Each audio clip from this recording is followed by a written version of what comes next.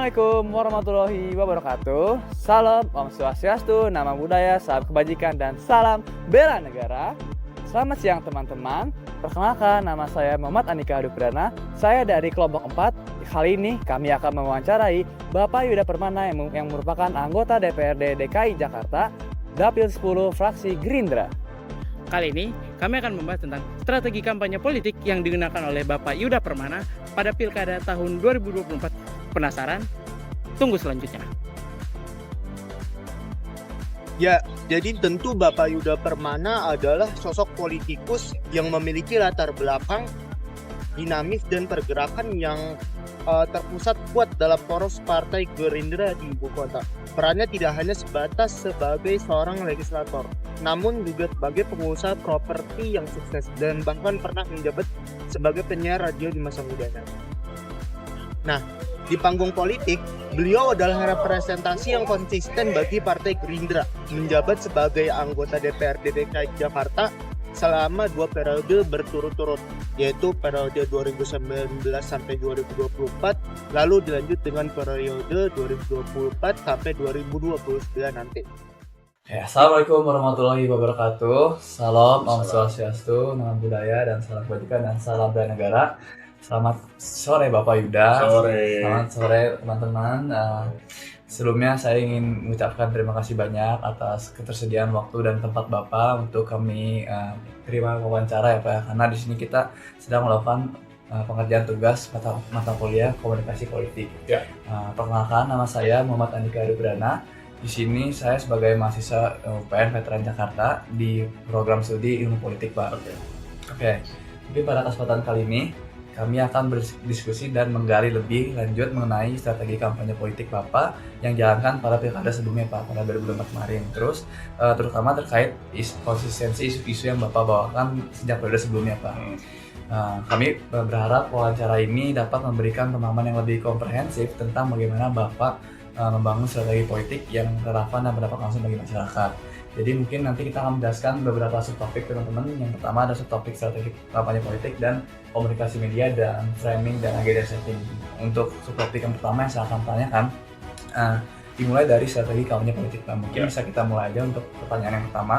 Untuk pertanyaan pertama Pak, jika dilihat dari rekam jejak politik Bapak, kita bisa melihat bahwa sejak periode sebelumnya Bapak sering dikenal konsisten membawa isu tertentu yang dekat dengan masyarakat ya Pak. Dalam konteks tersebut, isu yang Bapak fokuskan pada kampanye setelah pilkada sebelumnya itu, kalau boleh tahu itu isu apa ya Pak? Jadi kalau di kampanye 2024 dan kampanye 2019, saya dan tim konsisten. Jadi fokus kita adalah pelayanan publik. Jadi kita pelayanan publik langsung, jadi nggak ada lagi jarak antara kami dengan warga. Jadi warga udah tinggal WhatsApp ke nomor handphone pribadi saya, kebutuhannya pelayanan publik. Jadi urusan melahirkan sampai urusan meninggal dunia, melahirkan urusan di rumah sakit, urusan bayi, urusan pendidikan, urusan kesehatan, urusan ambulan, urusan butuh pemakaman, palang hitam, butuh masalah tebus ijazah, masalah alat bantu kesehatan. Itu fokus kita, pokoknya banyak sekali, lebih banyak di urusan Kesra. Karena kebetulan juga saya tugasnya di Komisi Kesra, jadi terlibat langsung untuk pelayanan publik kepada masyarakat. Karena itu yang sangat dibutuhkan oleh masyarakat. Kan fungsi kita tuh ada pelayanan publik, ada pengawasan anggaran, dan lain sebagainya. Tapi yang paling banyak dirasakan oleh masyarakat adalah perihal pelayanan publik. Karena gini, komitmen kita dari awal adalah, saya selalu bilang kepada warga yang akan memilih, kita nggak pernah kasih janji, tapi kita kasih komitmen. Komitmen kita buktikan, yaitu komitmen pelayanan publik. Jadi warga sekarang kan teknologi udah canggih, warga nggak perlu ketemu langsung, jadi cukup pakai aplikasi WhatsApp saja. Warga butuh apa, tinggal WA, kita kirim formulir form digitalnya, kemudian dia kirim balik, langsung kita tindak lanjuti lintas dinas yang ada di DPRD DKI Jakarta, kolaborasi dengan pemerintah Provinsi DKI Jakarta. Jadi itu langsung mengena sekali kepada masyarakat. Nah, itu fokusnya tim Yuda Permana. Jadi masyarakat merasakan langsung apa yang kita kerjakan, sehingga elektabilitas kita di masyarakat bisa semakin dipercaya, dan harapannya kalau sudah dipercaya maka bisa dipilih kembali menjadi anggota DPRD DKI Jakarta. Oh, oke. Jadi kita bisa melihat kalau pelayanan publik ya Pak, kemarin jadi isu yang diutamakan terhadap masyarakat itu mengenai Benar. pada sebelumnya. Oke. Ya. Mungkin saya ingin bertanya Pak mengenai fokus isu pelayanan publik dari yang Bapak bawakan kemarin itu, apakah isu tersebut, pelayanan publik tersebut itu berdasarkan dari hasil riset kebutuhan masyarakat, pengalaman pribadi, atau pertimbangan strategi politik Bapak? Iya, dari tiga-tiganya. Dari riset juga, dari pengalaman pribadi, dari kebutuhan politik. Memang yang paling terutama dibutuhkan masyarakat ya pelayanan. Kan kita pelayan rakyat. Kita dipilih untuk menjadi wakilnya masyarakat di DPRD DKI Jakarta. Percuma jadi anggota dewan kalau di WA aja nggak dibales. Di WA aja nggak dibales, apalagi ditelepon, apalagi ditemuin gitu loh. Nah, kita kasih bukti kepada masyarakat bahwa kami ini konsisten. Ya, jadi handphone ini nyala terus kecuali kalau saya tidur ya. Jadi sebisa mungkin pokoknya kita selalu menindaklanjuti semua laporan yang masuk kepada kami. Contohnya waktu zaman Covid itu yang WhatsApp ke nomor ini ya ratusan, bahkan dalam seminggu bisa ribuan WhatsApp gitu. Kalau sekarang ya mungkin sehari 20 sampai 30 WhatsApp. Tapi kalau kayak kejadian kemarin di 2024 mau ke 2025 ada kasus banyaknya KJP Plus dibatalkan, nah itu sehari bisa 200-300 WhatsApp menanyakan status dari KJP Plus-nya. Berikut juga KJMU banyak. Kemarin kejadian KJMU juga begitu. Jadi tergantung apakah ada kasus-kasus besar di DKI Jakarta. Nah, ini kan menjadi perhatian juga. Akhirnya kita bisa memperjuangkan berdasarkan laporan-laporan dari masyarakat yang tadinya dibatalkan, alhamdulillah KJP Plus-nya bisa aktif kembali, KJMU-nya bisa aktif kembali, seperti itu. Jadi memang karena memang kita senang gitu melakukan pelayanan publik kepada masyarakat, jadi kita nggak melihat itu strategi politik, enggak. Kita nggak melihat itu kadang strategi politik udah pelayanan juga nanti ujungnya bisa nggak kepilih, bisa. Tapi kita bekerja pakai hati aja. Jadi kita pakai hati, warga butuh bantuan, ya kita carikan solusinya. Itu aja sih. Oke, baik Bapak, terima kasih banyak. Jadi kita bisa melihat kalau dari Bapak Yuda sendiri melihat dari 3 elemen tersebut itu saling membutuhkan satu sama lain ya Pak ya? Ya, tapi intinya dalam bekerja dan melayani tidak pernah berharap timbal balik. Oke. Nggak pernah, misalnya, lu udah dibantu kursi roda, udah dibantu alat bantu kesehatan, nanti kalau udah kita bantu jangan lupa pilih saya ya, enggak. Oke. Saya nggak pernah. Jadi kalau saat masa pemilihan ya terserah warga mau pilih siapapun. Itu yang penting kita kasih bukti pada saat mau dipilih dan sudah terpilih, kasih bukti kepada masyarakat bahwa kita insya Allah menjalankan amanah ini sebaik-baiknya. Oke, baik Bapak, terima kasih banyak atas jawabannya. Mungkin kita lanjut ke pertanyaan selanjutnya ya Pak, karena kita bisa melihat pelayanan publik ini memiliki mungkin pasti banyak kerumitan mengenai perumusan masalah ini ya, perumusan solusinya gitu. Mungkin kalau dari Bapak sendiri pada saat pilkada sebelumnya bahkan merumuskan isu tersebut, bagaimana sih Bapak merumuskan isu tersebut menjadi sebuah program dan memastikan agar tetap relevan dan efektif menjawab persoalan warga di tingkat akar masyarakat lebih dalam gitu Pak? Contoh ya, yang sedang kita perjuangkan dan alhamdulillah sukses kita perjuangkan. Pertama yang kemarin tadi, masalah KJP Plus yang tadinya ratusan ribu dibatalkan, kita perjuangkan di Komisi E, alhamdulillah bisa aktif kembali. Waktu tunggu pasien di rumah sakit, berdasarkan banyaknya laporan masyarakat, di rumah sakit itu biasanya berangkat pagi, pulangnya sore. Ya, yang sakit tambah sakit, yang nemenin ikutan sakit. Minimal dia telat makan atau masuk angin. Nah, berdasarkan dari banyaknya permasalahan di masyarakat, salah satu contoh itu masalah waktu tunggu pasien di rumah sakit. Saya dan tim mengumpulkan data dari masyarakat, laporan dari masyarakat bahwa waktu tunggu di rumah sakit itu terlalu lama. Akhirnya kita coba pecah permasalahan ini, ternyata kunci yang bisa kita urai adalah waktu tunggu di farmasi. Karena sekarang dunia sudah canggih, udah 2025, sekarang sudah ada sistem antar obat ke rumah, makanya kita mengusulkan kepada Dinas Kesehatan bahwa seluruh RSUD wajib untuk melakukan program sistem antar obat ke rumah, kerjasama dengan jasa antar digital seperti JNE, Grab, Gojek, dan lain sebagainya. Udah canggih. Halodoc bisa, kenapa RSUD tidak bisa? Nah, berkat usulan tersebut, Yuda Permana si botak berjenggot, saya panggilnya si botak berjenggot brandnya, mengusulkan kepada Dinas Kesehatan, kemudian direspon positif, dan akhirnya alhamdulillah berdasarkan kejadian-kejadian yang ada di masyarakat, kita merespon langsung, mengusulkan kepada Dinas Kesehatan. Per bulan lalu, hampir seluruh RSUD sudah menjalankan sistem antar obat ke rumah. Jadi ada opsi nih, yang tadinya dia nunggu di farmasi bisa 2, 3, 4 jam, yang tadinya nggak ada opsi, nggak ada pilihan, harus nunggu, pokoknya 3 jam, 4 jam ya sudah rumah sakit, nunggu farmasi, nunggu obat. Sekarang sudah ada opsi yang lebih cepat, mau nunggu 2-3 jam atau mau obatnya dikirim ke rumah. Sehingga waktu tunggunya hanya 30 menit, hanya ditunggu dan dipanggil, di edukasi tata cara minum obatnya. Nah, ini kan sangat membantu buat masyarakat. Nah, itulah tugas-tugas kita. Dalam masalah kita merumuskan, kita cari solusinya. Nah, itu salah satu yang berhasil sukses kita perjuangkan di DPRD DKI Jakarta. Sehingga yang tadinya masyarakat seharian di rumah sakit kalau berobat, sekarang hanya ya 3-4 jam, setengah harian, ketemu dokter, cek lab, dan menunggu obat hanya 30 menit, akhirnya pasien bisa pulang. Tapi obatnya nanti dikirim di sore hari pada saat obatnya sudah tersedia dan diantar langsung ke rumah, sehingga pasiennya bisa istirahat, yang mendampingi juga bisa melakukan aktivitas yang lainnya. Nah, salah satunya itulah. Dan banyak kejadian masalah sekolah, kita kesulitan bangku sekolah, masalah PPDB, ya kan? Kita juga sekarang sedang memperjuangkan sekolah swasta gratis, yang tahun lalu hanya 40 sekolah, hari ini baru di Kota Palu kita bisa dapat 105 sekolah. Nah, ini kan luar biasa. Yang tadinya warga pusing karena nggak lolos PPDB, ya kan? Akhirnya nggak bisa masuk negeri, akhirnya harus bayar sekolah swasta. Kalau nggak dapat KJP Plus, ya orang tua harus keluar uang, bayar SPP-nya.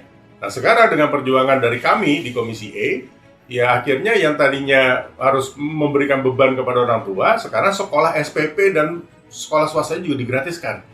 Ini membantu anak-anak yang tidak bisa masuk ke sekolah negeri, sehingga meskipun dia sekolah swasta, sekolahnya tetap gratis. Nah, itulah fungsinya kenapa kita ada di DPRD DKI Jakarta.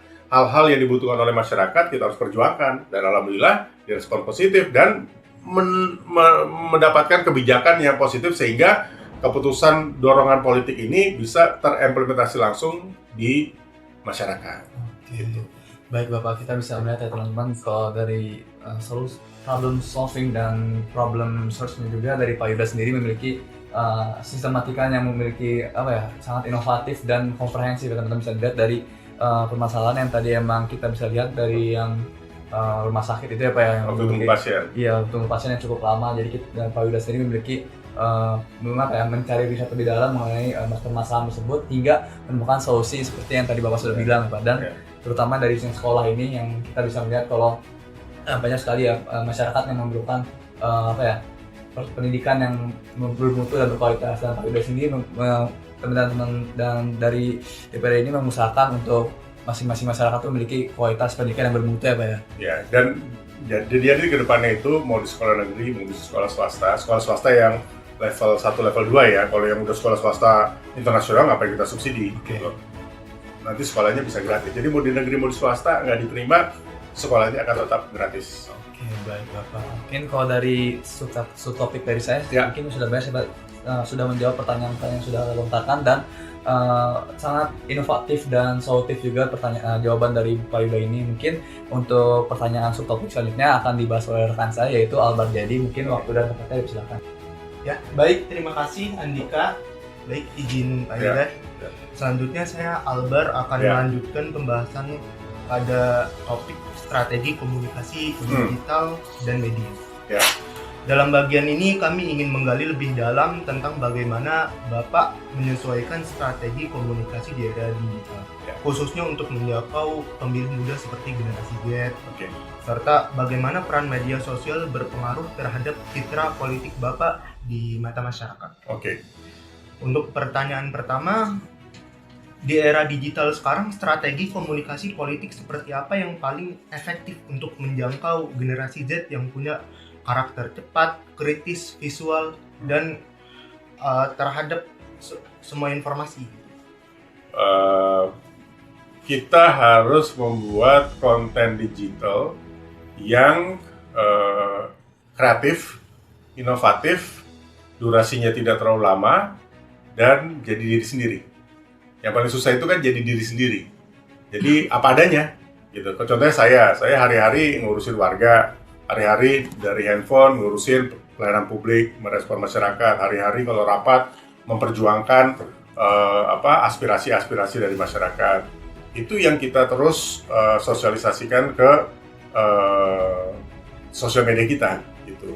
Tapi juga dengan kemasan-kemasan yang menarik yang bisa diterima oleh seluruh generasi. Di konten-konten di sosial media itu kan orang kurang suka yang durasinya lama, 5 menit, 10 menit gitu. Nah, kita buat maksimal hanya di 90 detik. 20 detik, 30 detik itu masih oke, kita bisa terima asal isi konten yang dimaksud dan tujuannya bisa diterima dengan masyarakat.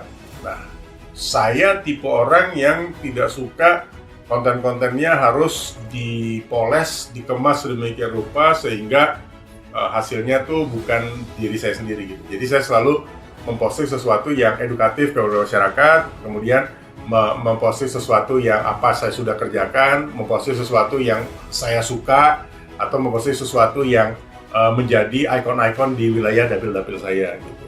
Jadi ya itu kita lebih banyak posting video daripada foto kalau saya, karena saya melihat kalangan anak muda, Gen Z, millennials itu lebih suka melihat video visual gitu, yang biasanya kan orang banyak lihat di YouTube yang cuma beberapa detik ya kan, YouTube short, di TikTok sama di Instagram Reels. Nah, ini yang menjadi fokus saya dan tim dalam mensosialisasikan diri di sosial media saat ini.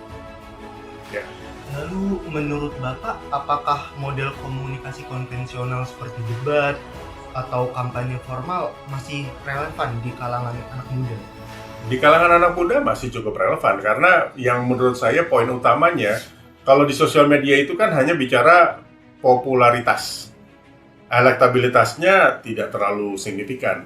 Tapi pada saat kita tatap muka, secara konvensional, tatap muka, bicara langsung, diskusi langsung, berdebat langsung, edukasi langsung, menyapa masyarakat, ya kan, itu kan konvensional ya.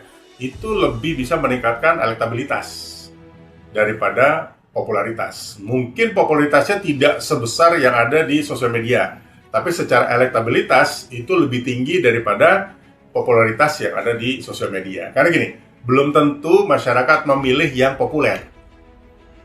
Masyarakat mungkin populer, tapi tidak menjadi acuan utama bahwa dia akan memilih. Yang menjadi acuan utama akan memilih adalah elektabilitas yang tinggi. Elektabilitas dalam arti, saya pilih Yuda Permana si botak berjenggot karena dia pernah bantu tetangga saya, karena dia pernah bantu keluarga saya, misalnya di rumah sakit. Saya pernah dibantu di sekitar ini RW ada 5 anak KJP Plus yang tadinya nggak dapat jadi nggak dapat. Nah, itu yang sebenarnya elektabilitas yang dibutuhkan di masyarakat. Kalau popularitas di sosial media lebih mensiarkan apa-apa saja capaian-capaian sudah diraih, kinerja-kinerja, tapi kita tidak berharap banyak elektabilitas dari sisi sosial media. Elektabilitas kita cari dari sisi konvensional yang tadi, tatap muka, debat, diskusi, seperti itu. Baik Pak, ya. Menurut Bapak selama masa kampanye, platform mana yang paling dominan TikTok. untuk Ya. dibanding X atau Iya, saya nggak main X. Pusing kalau saya nggak main X, jadi saya selalu TikTok, Instagram. Facebook saya hampir nggak main juga, Facebook. Apakah tiap platform punya efek politik yang berbeda tergantung gaya konsumsi? Iya, beda-beda. Kalau Facebook kan kalau saya lihat lebih cenderung ke umur 40 tahun ke atas ya sekarang ya. Kalau Gen Z sama millennials mungkin lebih ke TikTok dan Instagram. Terus untuk Jakarta, Instagram dan TikTok masih signifikan untuk kita menyampaikan komunikasi politik kita di sosial media. Tapi nomor satu menurut saya TikTok. Masih efektif. Contoh ya, masalah KJP Plus, saya edukasi ke masyarakatnya melalui TikTok dan Instagram. Dan alhamdulillah direspon positif dan disebarkan lagi kepada masyarakat. Gitu, dan akhirnya masyarakat bisa teredukasi dari postingan penjelasan masalah KJP Plus dan KJMU waktu kejadian kemarin. Baik Pak. Ya. Apakah Bapak melibatkan tim kreatif khusus dalam mengelola komunikasi digital, Pak? Ya. Dan sejauh mana Bapak ikut terlibat langsung dalam proses pembuatan konten kampanye? Selalu terlibat langsung. Jadi setiap konten yang akan kita posting di sosial media, kita selalu terlibat langsung, selalu diskusi dengan tim sosmed kita.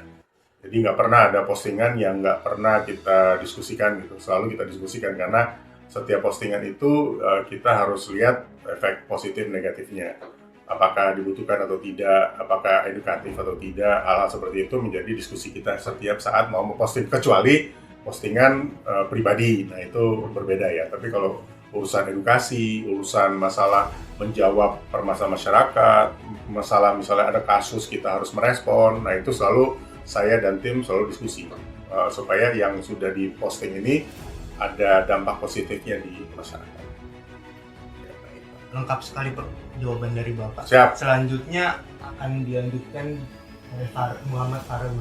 Selanjutnya Pak Yuda, Ya. izin saya Farhan ingin menjelaskan subtopik terakhir yaitu framing dan agenda setting publik. Pada bagian ini kami ingin memahami bagaimana Bapak membingkai isu-isu saat ini yang diangkat agar tetap relevan gitu Pak, Ya. Dan mendapat perhatian publik, serta bagaimana Bapak memastikan isu utama yang diperjuangkan tidak tertutupi oleh isu-isu politik lainnya di media Pak. Mungkin pertanyaan pertama Pak, selama ini Bapak sering menekankan bahwa isu yang Bapak angkat tidak hanya bersifat teknis, tetapi juga menyentuh kehidupan masyarakat. Bagaimana Bapak memframing isu tersebut agar dapat dilihat sebagai bagian dari kesejahteraan sosial dan lingkungan hidup keluarga Pak? Oke, kesejahteraan sosial yang ngomong kayak gini. Framing berarti kan harus ada brandnya dulu. Jadi brandnya dulu di activation. Nah kalau saya namanya Yuda Permana, warga taunya si botak berjenggot nih yang ada di sini. Iya. Nah ini brand saya. Jadi ini framing saya untuk brand terhadap diri saya. Jadi mungkin orang lupa ingat nama saya, tapi dia pasti ingat si botak berjenggot. Sama kayak kita sikat gigi, pasti orang bilangnya odol, ya kan? Kalau jeans orang bilangnya Levi's gitu. Nah, brandnya ini yang kita buat dan kita selalu framing kepada masyarakat bahwa botak berjenggot. Yang kedua baru program kerjanya.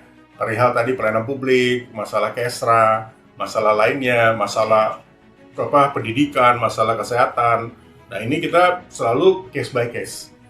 Contoh, kayak kemarin ada kejadian demonstrasi atau penolakan besar-besaran. Kita harus sensitif terhadap kondisi yang ada di sekitar daerah pemilihan kita. Di daerah Kebun Jeruk ada lapangan pilar, sepak bola pilar yang punya sejarah, sudah berdiri sebelum Indonesia merdeka. Ya kan, di situ masyarakat pada protes karena katanya mau dibikin lapangan padel. Nah, itu kan ramai di masyarakat, udah didemonstrasi, udah grafiti penolakan. Nah, kita sebagai anggota dewan harus memperjuangkan itu di komisi kita karena itu adalah bagian dari tugas kita. Akhirnya saya, si Botak Berjenggot, menyampaikan kepada Dinas Pemuda Olahraga bahwa ada kasus di masyarakat perihal lapangan padel ini di wilayah Pilar Kebun Jeruk bahwa masyarakat menolak. Dan saya sebagai wakil dari warga di lapangan Pilar menyatakan menolak pembangunan lapangan padel di area lapangan sepak bola. Karena kalau dibangun lapangan padel, udah nggak ada lagi lapangan sepak bola di daerah tersebut. Nah itu yang harus kita terus jalankan. Sensitivitas kita terhadap kondisi yang ada di lingkungan wilayah kita. Ya kalau kita perjuangkan itu menjadi menjadi brand di masyarakat bahwa si botak berjenggot, pokoknya ada masalah apa-apa kontaknya botak berjenggot, ada masalah di rumah sakit kontak botak berjenggot, masalah KJP Plus, KJMU kontak botak berjenggot, ada masalah butuh bantuan kursi roda, tongkat, kaki palsu, alat bentukan kontak si botak berjenggot. Nah ini yang harus kami tim setiap hari kita jalankan terus supaya image di masyarakat ini terus terbentuk dari sisi kesra, sosial dan sebagainya, sehingga pada saat warga membutuhkan secara tidak langsung di alam bawah sadarnya, kontak ke si botak berjenggot. Itu poin kita. Baik Bapak, mungkin pertanyaan kedua ya Pak, dari sisi media bagaimana Bapak memastikan isu yang Bapak angkat tetap mendapat perhatian publik dan tidak tertutupi oleh isu-isu politik lainnya Pak? Kalau tertutupi isu politik lainnya sudah pasti setiap hari isu politik berbeda. Pasti ada isu besar, nanti tertutup isu yang lebih besar lagi. Itu pasti kita itu udah organik lah. Kita nggak bisa berusaha semaksimal mungkin agar isunya ini tetap ada. Nah itu menurut saya biar organik saja berjalan. Tapi bagaimana caranya untuk mendapatkan perhatian dari media? Ya contohnya seperti tadi.